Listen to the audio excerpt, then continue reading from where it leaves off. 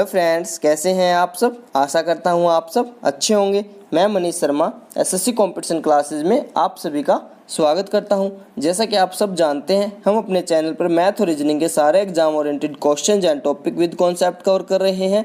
और इसी को आगे बढ़ाते हुए आज की क्लास में हम दिल्ली पुलिस के प्रीवियस पेपर के मैथ के क्वेश्चंस को सोल्व करेंगे। तो चलिए स्टार्ट करते हैं। जैसा कि आपको फर्स्ट क्वेश्चन में आपको गिवन है, if the cost price of 12 article is equal to selling price of 15 article then what will be the loss percent। ठीक है, हिंदी में पढ़ देते हैं एक बार। यदि 12 वस्तुओं का क्रय मूल्य 15 वस्तुओं के विक्रय मूल्य के बराबर है तो हानि प्रतिशत क्या होगी। जब भी आपको इस टाइप का क्वेश्चन गिवन है, या तो आप माइंड में कैलकुलेट कर सकते हो, इसके लिए आपको कॉपी पेन पेपर की कोई ज़रूरत नहीं है। ठीक है, जैसा कि आपको सीपी क्या है, कॉस्ट प्राइस आपका क्या है, 12 वस्तुओं का क्रय मूल्य 15 वस्तुओं के विक्रय मूल्य के बराबर है। ठीक है, जब भी आपको इस टाइप का क्वेश्चन गिवन है तो आपको क्या करना है, जो आपको साथ वाली वैल्यू होती है वो अपनी नहीं होती, सामने वाली अपनी होती है। ठीक है, तो यहाँ पे जो कॉस्ट प्राइस वो क्या है 15 है और सेलिंग प्राइस जो क्या है आपका 12 है।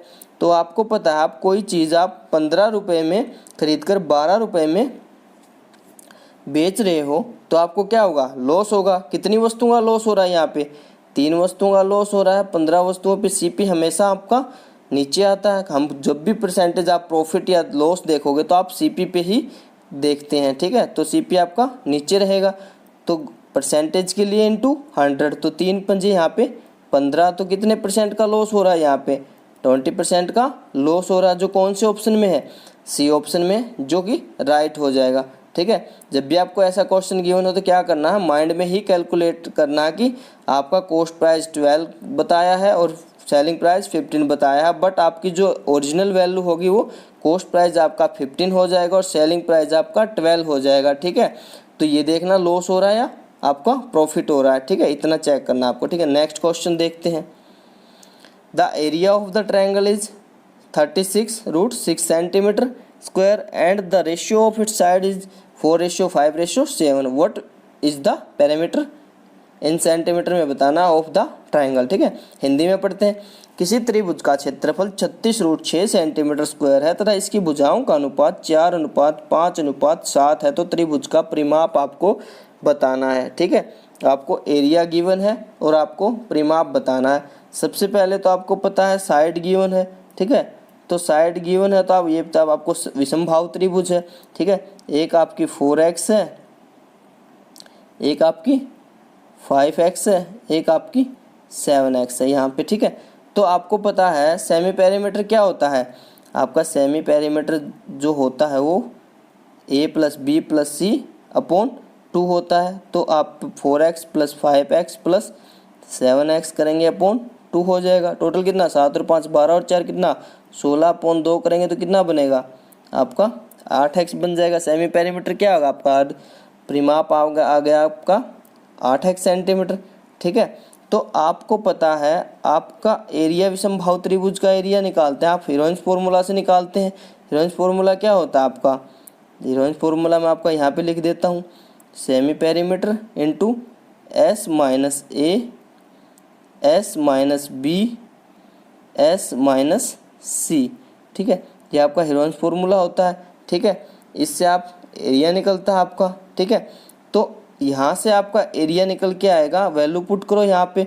S कितना आपका 8 है। ठीक है, 8 में से A की वैल्यू कितनी है 4 और यहाँ पे वैल्यू कितनी है 5, B की यहाँ पे C की वैल्यू कितनी है 7। ठीक है, तो इनको माइनस करेंगे तो 8 - 4 करेंगे तो कितना 4, 8 - 5 करेंगे तो कितना 3, 8 - 7 करोगे तो कितना 1 हो जाएगा यहाँ पे। ठीक है, तो कितना निकल के आएगा यहाँ से आपका 8 चौक 32, तिये आपका कितना होता है 96 होता है। तो इसको क्या लिख सकते हैं, 16 छिके 96 लिख सकते हैं। रूट में 96 है आपके पास, ये आया लिख देता हूँ मैं 96 है, तो आप इसको क्या लिख सकते हो 16 छिक 96 लिख सकते हैं। इसमें से आपको ये 4 का स्क्वायर होता है, 4 बाहर निकाल लो तो 4√6 बन जाएगा यहाँ पे। ठीक है, 4√6 एक्स स्क्वायर बन जाएगा यहाँ पे। ठीक है, तो इसको आपको क्या करना है, आपको यहाँ पे ये भी आपका एरिया है और ये भी आपका क्या है 36√6 सेंटीमीटर भी आपका क्या है एरिया है। दोनों को इक्वल पुट कर दो। आपका 4√6 एक्स स्क्वायर है और ये क्या है आपका 36√6 है। ठीक है, तो 6 से आपका ये यहाँ पे 6 कैंसिल हो जाएगा, तो 4 नियम कितना होगा 36। तो एक्स स्क्वायर की वैल्यू कितनी आ गई यहाँ पे 9, तो एक्स की वैल्यू यहाँ से कितनी निकल के आ गई 3। आपको क्या बताना है, त्रिभुज का परिमाप बताना है। तो आपको त्रिभुज का परिमाप बताना है, आपको पता है सेमी पेरीमीटर क्या है आपका 8 है, तो परिमाप आपका क्या होता है, परिमाप 8 का डबल होता है, आपको पता है। ये आपका अर्ध परिमाप है और ये आपका परिमाप है, तो इसका डबल करोगे तो कितना हो जाएगा आपके पास 16 हो जाएगा। और x की वैल्यू कितनी है 3 है, तो 16 3 आपका 48। तो आपका 48 कौन से ऑप्शन में है, जो कि आपका ए ऑप्शन में है। ठीक है, 48 आपका आंसर हो जाएगा। ठीक है, सबसे पहले आपको क्या सेमी पेरीमीटर से आपने क्या निकाला, सेमी पेरीमीटर निकाला, परिमाप निकाला, फिर आपको हेरेंस फॉर्मूला लगाया, वहाँ से आपको एरिया निकल के आया और एरिया आपको पहले भी गिवन है, तो दोनों एरिया को इक्वल पुट कर दिया, रिलेट कर लिया, वहाँ से आपको क्या निकल के आ गया एक्स की वैल्यू निकल के आ गई। सेमी पेरीमीटर 8 एक्स है, तो डबल सेमीमीटर का डबल करेंगे तो पेरीमीटर हो जाएगा, जो कि आपका 48 निकल के आएगा। ठीक है, नेक्स्ट क्वेश्चन देखते हैं। A man is walking at a speed of 8 km per hour. After every kilometer, he takes a rest of 6 minutes. How much time in minute he takes to cover a distance of 8 km? Hindi में पढ़ते हैं। एक व्यक्ति 8 kilometre प्रति घंटा की चाल से चल रहा है। प्रत्येक किलोमीटर के पश्चात वह 6 मिनट का विश्राम लेता है, तो 8 किलोमीटर की दूरी तय करने के लिए कितना समय या मिनट लेगा, ये बताना हमें। ठीक है, आपको पता है 8 किलोमीटर प्रति घंटा की स्पीड से चल रहा है और प्रत्येक किलोमीटर के बाद वो क्या करता है, विश्राम करता है। अगर मैं मान लूँ वो 1 किलोमीटर के बाद विश्राम करेगा तो कितने मिनट का विश्राम लेगा 6 का। दूसरे किलोमीटर के बाद विश्राम करेगा तो कितने का लेगा, फिर 6 का लेगा। तो ऐसे कितने विश्राम करेगा वो, कितने किलोमीटर तक करेगा, 7 किलोमीटर तक विश्राम करेगा 6 का। ठीक है, क्यों करेगा 7 तक, क्योंकि 8 में तो वो अपने टारगेट मंजिल पर पहुंच ही जाएगा, 8वें बार में तो वो मंजिल पर पहुंच जाएगा। 7 बार ही 6 मिनट के लिए रुकेगा, तो 7 बार 6 मिनट के लिए रुकेगा तो कितने मिनट उसके वेस्ट होंगे वहाँ पे, 6 7 42, तो 42 मिनट वहाँ पे उसके क्या हो जाएंगे, विश्राम में निकल जाएंगे। और ये क्या कर रहा है, 8 किलोमीटर की दूरी तय करने के लिए उसको कितना समय लगेगा ये बताना है।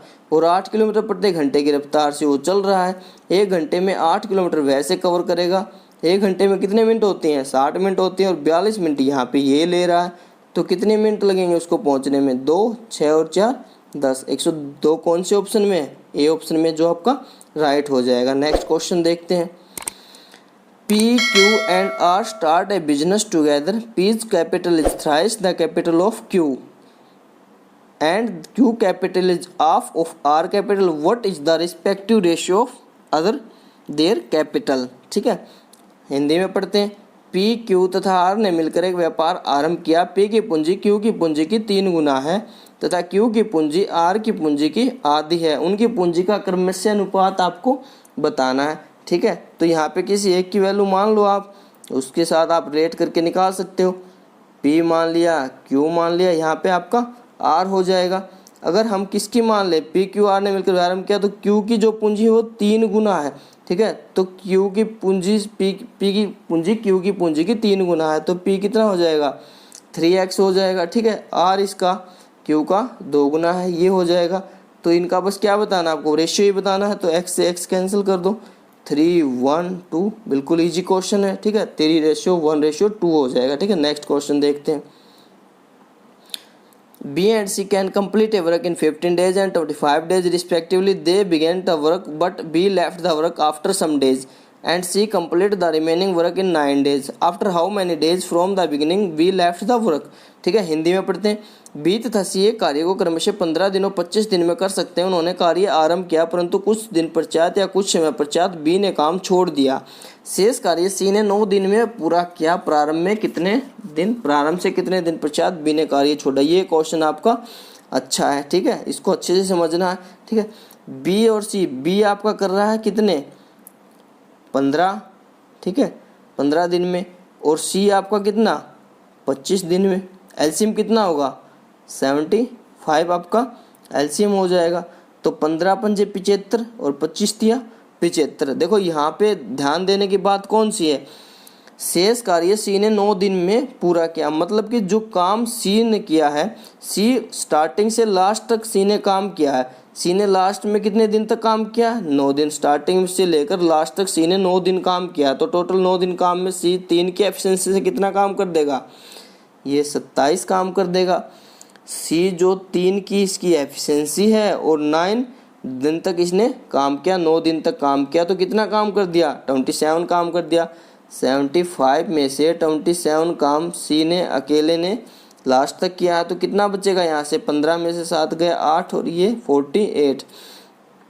अब आपको ये देखना कि ये दोनों की एफिशिएंसी कितनी है? 5 और 3 8। ये जो काम है ये दोनों ने किया साथ में, ठीक है। सी ने अकेले 9 दिन तक काम किया, स्टार्टिंग से लास्ट तक काम किया, 9 से 3 के एफिशिएंसी से काम किया, 9 3 27 काम कंप्लीट कर लिया। बट जो 48 48 बचा वो इन दोनों ने किया है, ठीक है। तब बी भी शामिल है इसमें, ठीक है। तो 8 6 48, तो बी ने कितने दिन बाद काम छोड़ दिया था? 6 दिन बाद बी ने, प्रारंभ के से कितने दिन पश्चात बी ने कार्य छोड़ा पूछा है, तो 6 दिन बाद बी ने काम छोड़ दिया था। इसको अच्छे से समझना, ठीक है। अच्छा क्वेश्चन है। नेक्स्ट देखते हैं। If a trader offered two successive discount of 10% and 20% on television, then what is the net discount on the percentage offer? एक व्यापारी एक टेलीविज़न पर 10% और 20% की 2 क्रमिक छूट देता है, तो दी गई छूट नेट परसेंटेज आपको बताने की कितनी छूट दी इसने, ठीक है। आपको पता है इसका एक फॉर्मूला भी होता है x + y - xy/100, ठीक है। ये 3 4 फॉर्मूले होते हैं, x - y + x/y/100। इससे भी कर सकते हो, या फिर आप इसको सीधा फ्रैक्शन में कन्वर्ट कर लो। 10% आपका क्या होता है? सबको पता है 1/10 होता है, ठीक है। आपका 20% क्या होता है? सबको पता है 1/5 होता है। अब कम हो रहा है, 10 से कितना कम हो रहा है? 1 कम हो रहा है, ये इफेक्ट पड़ेगा एक का। ये यहाँ पे 5 से क्या हो रहा है? 4 हो रहा है, ठीक है। यहाँ से जो कैंसिल हो रहा है काट लो, कैलकुलेशन कम हो जाएगी। 2 पंजे 10, 2 दूनी 4 यहाँ पे, ठीक है। 5 5 कितना? 25 और 9 दूनी यहाँ पे कितना? 18। यहाँ आप देखो कितना ओरिजिन स्टार्टिंग में जो वैल्यू थी 25 थी, बाद में कितनी वैल्यू होगी आपके पास? 18। कितने का फर्क पड़ा है? 7 का। तो 25 पे 7 की कमी हुई है इनटू आपका 100 परसेंटेज के लिए, तो 25 चौका 100, तो 7 चौक 28%। कौन से ऑप्शन में है? जो कि आपका सी ऑप्शन में, ठीक है। ये आपकी इफेक्ट होता है, ये ओरिजिनल वैल्यू होती है। आप इफेक्ट होता है, ओरिजिनल वैल्यू होती है। 10% मतलब कम हुआ, 10 से 1 घटा तो 9 बचा, 5 में से 1 घटा तो 4 बचा। तो यहाँ से जो कट रहा है उसको काट दिया हमने। इधर वाले, ये इधर वाले नहीं काट सकते, इसको इधर से वाले से काट सकते हैं, ठीक है। 2 पंजे 10, 2 दूनी 4, तो 5 5 25, 9 दूनी 18। तो 25 से कोई चीज़ वैल्यू 18 हो रही है तो कितनी कम हो रही है? 7 कम हो रही है, 25 पे हो रही है, तो गुना में परसेंटेज के लिए 100 कर देंगे। नेक्स्ट क्वेश्चन देखते हैं। Simple interest and the compound interest on a principal at a certain rate of interest for 2 years are ₹1400 and 1417 respectively. What is the principal in rupees? एक मूलधन पर निश्चित ब्याज दर से 2 वर्षों का साधारण ब्याज और चक्रवृद्धि ब्याज आपका 1400 रुपये और 1470 रुपये है। तो आपको मूलधन बताना है कितना है, ठीक है। तो आपको पता है जब भी ऐसा आपको फर्स्ट और सेकंड ईयर का क्या है आपका CI और SI सेम होता है। आपको कोई भी वैल्यू मान लेते हैं, हमें नहीं पता कितना है आपका प्रिंसिपल। यहाँ पे स्टार्टिंग में कितना बढ़ रहा है? 700 हो रहा है। यहाँ पे भी क्या हो रहा है? 700 हो रहा है, ठीक है। फर्स्ट ईयर सेकंड ईयर में 700 हो गया यहाँ पे। तो यहाँ पे कितना बढ़ा है? यहाँ पे आपको पता 700 700 1400, बट यहाँ पे क्या CI ज़्यादा हो रहा है। ये कितना हो जाएगा आपका? 70 एक्स्ट्रा हो रहा है, ठीक है। तो यहाँ एक तो ऐसे भी निकाल सकते हो 700 का 70%, आपको 70 बढ़ा 700 पे, तो कितना? 10% की रेट से ही बढ़ा होगा। जब 10% आपको दिख रहा है 70, आपको पता है 700 का कितना 10% है। या फिर आप निकाल भी सकते हो, 70 करेंगे 700 करेंगे तो गुना में आपका क्या हो जाएगा? 100 हो जाएगा। 2 जीरो से 2 जीरो, यहाँ पे कितना 70, आपका कितना 10% रेट आ जाएगी, ठीक है। अब आपको प्रिंसिपल निकालना, आपको फॉर्मूला पता है P × 10/100 आपका हो जाएगा इक्वल टू कितना है आपका 700 प्रिंसिपल। इसको सोल्व करेंगे तो कितना आ जाएगी? 2 जीरो इधर जाएंगी, ठीक है, और 1 जीरो से 1 जीरो, कितना 700 कौन से ऑप्शन में है? ऑप्शन डी में है, जो कि आपका राइट आंसर हो जाएगा। नेक्स्ट क्वेश्चन देखते हैं। क्यों ना the average of 19, 63, 51, 78, 47 and as 49, what is the value of a. 19, 63, 51, 78, 47 तथा ए का औसत आपको 49 है, तो ए का मान आपको निकालना है। आपको पता है जब भी इस टाइप का क्वेश्चन गिवन है तो सबको ऐड करना है और टोटल नंबर ऑफ टर्म देखनी है, उसका भाग लगा देना है। आपके पास क्या क्या है, आपके पास 19 है प्लस 63 है प्लस 51 है प्लस 78 है प्लस 47 है प्लस यहाँ पे ए है। ठीक है, ए की वैल्यू हमें फाइंड आउट करनी है। टोटल टर्म 1 2 3 4 5 6 हो जाएगा और इसकी वैल्यू किसके इक्वल गिवन है यहाँ पे हमारे पास, ये हमारी है 49 के इक्वल। ठीक है, तो सबको ऐड करेंगे तो कितना बनेगा, ये आपका बनेगा 258। ठीक है, 258 प्लस ए इक्वल टू आपका 49 अपॉन कितनी वैल्यू, कितने टर्म है 6। ठीक है, तो यहाँ पे क्या हो जाएगा आपका अपॉन में 6 हो जाएगा। ठीक है, इसको सोल्व करेंगे तो आपका कितना बनेगा 258 प्लस ए 49 को 6 ये मल्टीप्लाई करेंगे तो कितना 294। 258 प्लस ए इक्वल टू आपका 294। तो यहाँ से एक 258 इसमें से माइनस होगा तो कितना आएगा, ए आपका कितना हो जाएगा यहाँ पे 36। 36 कौन से ऑप्शन में है, ए ऑप्शन में है, जो कि आपका राइट आंसर हो जाएगा। इजी क्वेश्चन है। ठीक है, तो नेक्स्ट क्वेश्चन देखते हैं। If x y ratio x y equal to 2:3 and z डब्ल्यू ratio 5x 7y then what is the value of x z y डब्ल्यू। ठीक है, रेशियो गिवन है, आसान है, कर लोगे। जैसे कि आपको यहाँ पे एक्स वाई रेशियो कितना है, एक्स वाई इक्वल टू 2:3 है और जेड डब्ल्यू क्या है आपको दे दिया 5 और आपको यहाँ पे देखो x और 7y दे दिया, तो यहाँ पे डायरेक्ट पुट कर दो। यहाँ पे 5 गुना में 2 रेशियो कितना 7 गुना में 3। ठीक है, 5 दूनी 10 7 ये 21 रेशियो का मतलब यही होता है डिवाइड। ठीक है, तो इसको डिवाइड कर देंगे यहाँ से। ठीक है, तो आपको अब ये चीज़ तो यहाँ से निकल के आ गई। आपको पूछा है एक्स जेड वाई डब्ल्यू। ठीक है, एक्स जेड वाई डब्ल्यू पूछा है तो इसको भी पुट करेंगे। अब यहाँ पे आपको यहाँ पे वैल्यू गिवन है तो आप क्या करोगे, यहाँ से x की वैल्यू भी पुट करोगे, y की वैल्यू पुट करोगे, z आपको w निकल के आएगा यहाँ से, ये क्या 10/21। x की वैल्यू आपके पास 2 है और y की वैल्यू आपके पास क्या 3 है, तो 10 दूनी 20/21 दिया 63। कौन से ऑप्शन में है आपका स्टार्टिंग वाला ए ऑप्शन, जो कि आपका राइट हो जाएगा। नेक्स्ट क्वेश्चन देखते हैं। What is the value of 1.44 into 0.02 plus 2.2 into 0.01। ठीक है, आपको इसका मल्टीप्लिकेशन दे रखा है, एडिशन करके बताना, इसमें कुछ नहीं है, सीधा पॉइंट का चक्कर है, बस पॉइंट देखना है। आपको पता है ये 2 पॉइंट, ये 2 डिजिट छोड़ के पॉइंट है, ये 2 डिजिट छोड़ के पॉइंट है, तो सीधी मल्टीप्लाई कर दो। 288 है आपको पास, 288 तो 3 डिजिट हुआ, बट 1 डिजिट और आना चाहिए क्योंकि आपको पता है 4 डिजिट के बाद 0 लगानी है। प्लस आपको क्या है, यहाँ पे 1 डिजिट है, यहाँ पे 2 डिजिट है, तो 3 डिजिट के बाद आपको पॉइंट लगाना है। तो यहाँ पे क्या करोगे आप, 3 डिजिट के बाद पॉइंट लगाना है तो क्या करोगे 0.022 हो जाएगा। ठीक है, इन दोनों को ऐड करोगे तो आपको कितना पड़ेगा, इनको ऐड करने के बाद आपका बना 0.0508, जो कि कौन से ऑप्शन में है आपका ए ऑप्शन में, जो कि आपका राइट आंसर हो जाएगा। नेक्स्ट क्वेश्चन देखते हैं। What is the value of 25% of 40% of 3/7 of 3500। ठीक है, परसेंटेज का क्वेश्चन है, आसान है, आप सीधा निकाल सकते हो। 3500 का आपको पता है 3/7 निकालना है, यहाँ से सीधा हो जाएगा। ये कितना 7×5 35 कितना हो गया 1500। ठीक है, अब आपको पता है इसका कितने परसेंट निकालना है, इसका आपको 40% निकालना है। 1500 का 40% कितना होगा, 15 चौके 60, आपको पता है 600 होता है। ठीक है, 15 चौके 60 हो जाएगा, यहाँ पे कितना 600 हो जाएगा। अब आपको इस 600 का कितना निकालना है, आपको 25% निकालना है। ये का क्या होगा 600 का 25% कितना होता है, 2 0 से 2 0 कैंसिल हो गए, 25 का कितना होता है 150, 150। किस कौन से ऑप्शन में है, ए ऑप्शन में, जो कि आपका राइट आंसर हो जाएगा। ठीक है, नेक्स्ट क्वेश्चन देखते हैं। What is the largest 3 digit number which is exactly divisible by 3 4 and 5। ठीक है, क्वेश्चन आसान है, इसमें सिर्फ एलसीएम लेना है आपको। 3, 4, 5 का एलसीएम कितना होता है आप सबको पता है, 60 होता है। ठीक है, 60 एलसीएम होता है। अब आप ऑप्शन से भी इसको चेक कर सकते हो।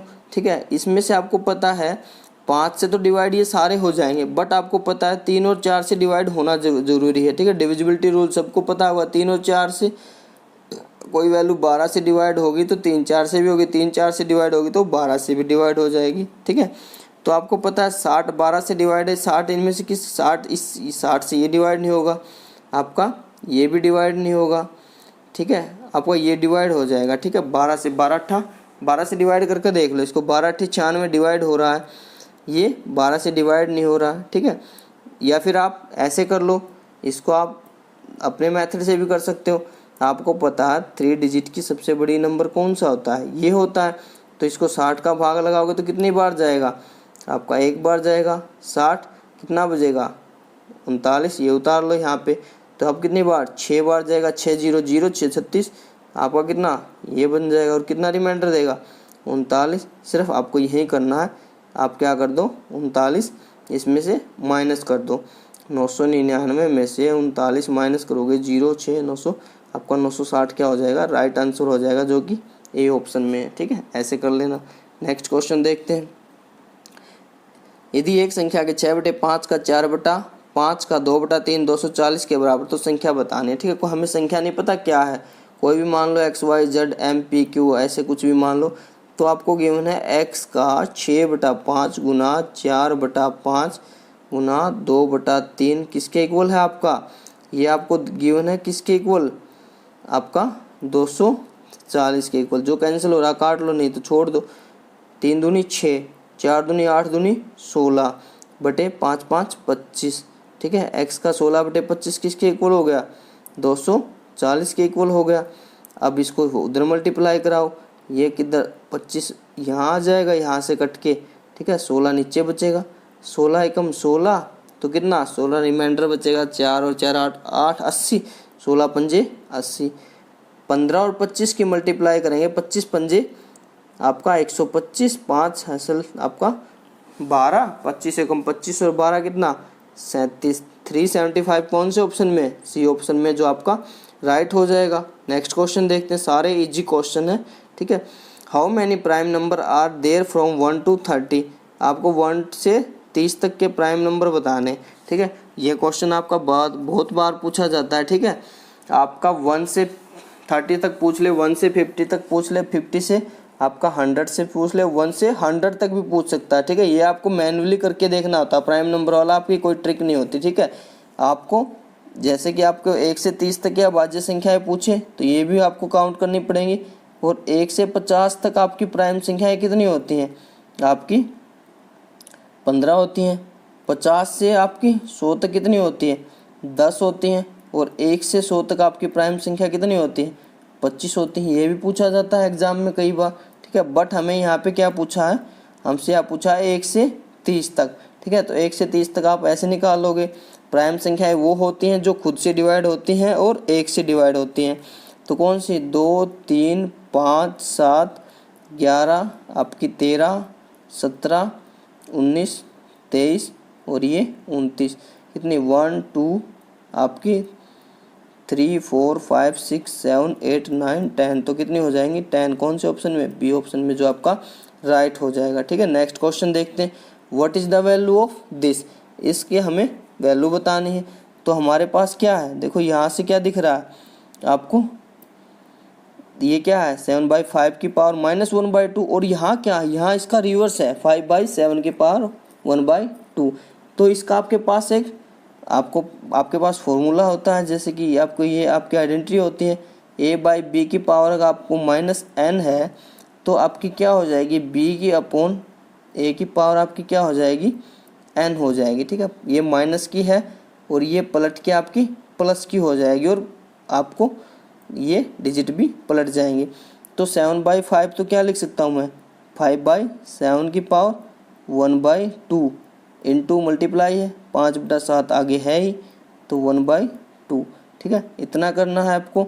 अब आपको पता है बेस सेम है तो पावर ऐड हो जाती है, तो 5/7 ऐड करेंगे तो कितना बन जाएगा, 1/2 प्लस 1/2 करेंगे तो कितना नीचे 2 ऊपर 2 तो 1 बन जाएगा। तो 5/7 की पावर 1 तो 5/7 ही रह जाएगा। कौन से ऑप्शन में? सी ऑप्शन में, जो आपका राइट आंसर हो जाएगा। इतना करना है, ठीक है। क्वेश्चन आसान है, इसी पैटर्न पे क्वेश्चन आएंगे, बिल्कुल इजी क्वेश्चन है, बस थोड़ी प्रैक्टिस करनी है, ठीक है। आज के लिए इतना ही। Thanks to all of you.